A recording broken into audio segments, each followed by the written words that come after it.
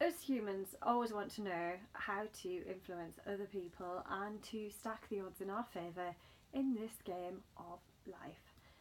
Uh, Social media marketing is a huge area, and I thought, since nobody knows how it works, we really don't.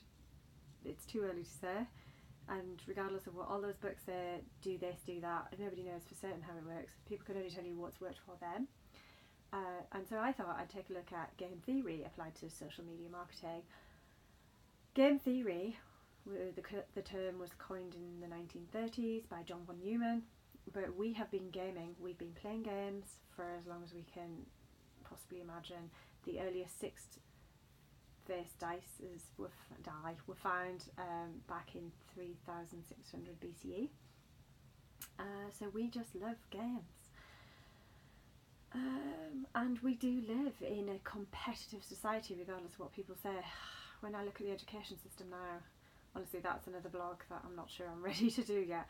But everything, we teach our children competition, we teach our kids winner takes all, unfortunately. You walk through any museum of the world and it's all the spoils of war. So game theory is massive. It's been used to describe economic theory, group voting, and we all know how the last election in the US went down, thanks to you, Facebook. Well, it's not as straightforward as that, but you know, game theory can explain a lot.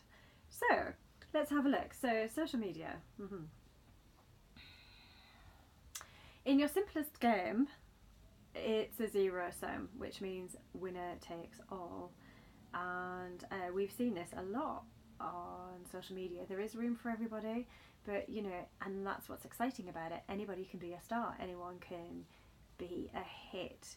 I mean, we do have celebrities on social media, and of course they have millions of followers. I was looking at The Rock's the other day on Instagram. He's like one of the top 5 Instagram people. He's behind Instagram. He's above Kim Kardashian. He's like super amazing. He puts out his little videos on Instagram every day of him working out at the gym, because he gets up at 4 every day to go do that. Do you know what? He seems like a really nice guy. I love his movies. Yeah, what's not to love? So there you go. There's an example of him, and he spends a lot of time developing products to sell to people. He's got his new workout gear that he's selling, and he just gets millions of comments. So yeah, he's a great example of winner takes all. We don't mind that because he seems like a very nice man. But some people have got really rich on YouTube and Instagram and what's the other one? The influencers. They have amazing power, and the equation to describe them is, I've written it down. Where did I write it? It is your audience reach times the strength of your brand times the number of followers. That is the magic influencer equation, and you can get very rich. Some people are, but you put in a lot of work, obviously. So that is basically an example of winner takes all. So if we get to the when we're playing any game, one of the first strategies is who's going to get the biggest payoff. This is called a dominance strategy. You're trying to get as many people to follow you and to engage with you and buy your stuff as you possibly can. Some people want to take a more cautious approach, but there's not much to lose on.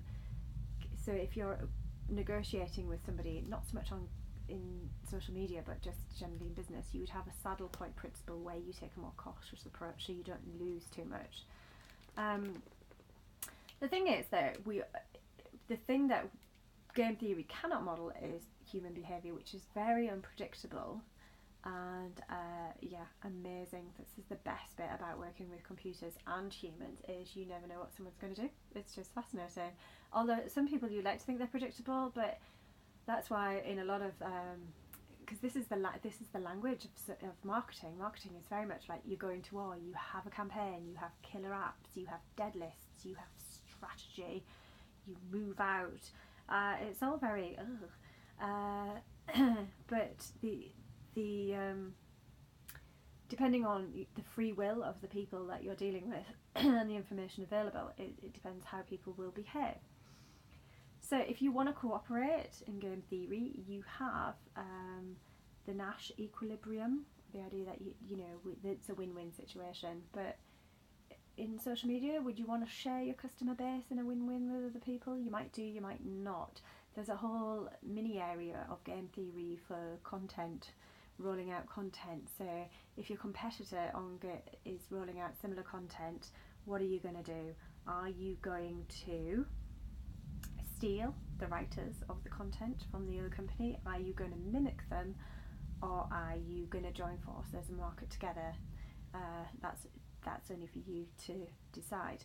But basically, game theory recommends you have to know your game, know your rules, and know your moves to be successful. Again, it's a marketing campaign. The ways that you risk everything is you can be a hawk amongst doves and just grind out. But I find this whole idea of I read something recently, grinding out 100 pieces of content a day. You just bombard people, and the idea is you engage people, not bombard them. And then you have the chicken. If there's just two of you fighting it out, chicken, the game of chicken. So, and then there's the volunteer's dilemma, which is kind of like your open source model, which is like you create something or give something to the benefit of everybody. That's a lovely one, but not many people adopt that. And actually WordPress now runs 25% of the internet. Fantastic software, and it has the volunteers principle. It created a beautiful content management system for everybody, and now it's got paid stuff on top of it, and you don't mind buying things off WordPress because it's provided you with such lovely stuff over the years. I know I'm a huge fan of WordPress. I've had my blog with them for 11 years. I don't see that there'd be any need ever to change that. But the most famous of all game theories is the prisoner's dilemma, and there's three ways that you've got two prisoners in prison, and if one confesses, the idea is one could, you can either get them to confess to the crime or tell so the other person did it. So you've got three states. One person confesses and the person who doesn't gets to go free. Both confess and then they both do jail time. And the third is no one confesses and then no one gets anywhere. It's the same end. And this is this is fine if it's two people, but when it extends to lots of other people, it gets a bit more complex and you're not quite sure how to manage everything. But for me, it is kind of like can be a tit for tat, and I find that a lot on social media, like especially on Twitter, like follow me back, I'll follow you, I tweet something, you tweet something. I know a few people who you like one of their things, they like it back, but they wouldn't ever just out of the ordinary just like you. And I do find a lot of prisoners' dilemmas that if you unfollow somebody, they unfollow you, and you just kind of go, God, it's an exhausting waste of time. I think the truth is you've just got to look at a different way of going on. If you hate Twitter, don't be on it unless you really have. I mean, I know some really nice people on Twitter, so it's worth following just to see what they're up to, and of course nice people. But the main thing that you should do when you're dealing with anybody in business and you're using game theory, say you find yourself in a prisoner's dilemma and a tit for tat, to break the deadlock you just go, okay, I'm going to ask for more information, ask for clarification, and the other thing, trial and error always is the best thing. If you don't know what you're doing, I'll try this, I'll try that, I'll try getting people in for this, and measure and evaluate your strategy and then change it up to something else. I think though, really, you need to know, rather than engaging in all this strategy and campaigning, you need to know who your people are. I do think that a lot of Twitter is just like a direct mail shot. You don't know really who you're doing, you're just doing it by geography or you're doing it by something else. If you analyse your stats and you target your certain demographic, you know who your people are. Because that's funny, who is it? Sun Tzu in his Art of War, go, know your enemy. The customer's not your enemy, they're people you're providing a service for. So what on earth are you looking at game theory for?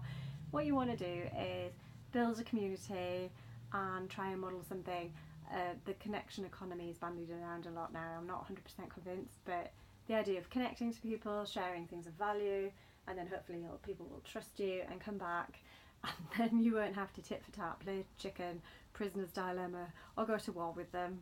So that's my take. Game theory for social media. Game theory is a fabulous model, but the one thing you cannot do, which I've learned with 100% success, is predict how people are going to behave, because people are just fabulous, and that's what makes the world go around. Fun, games, and people.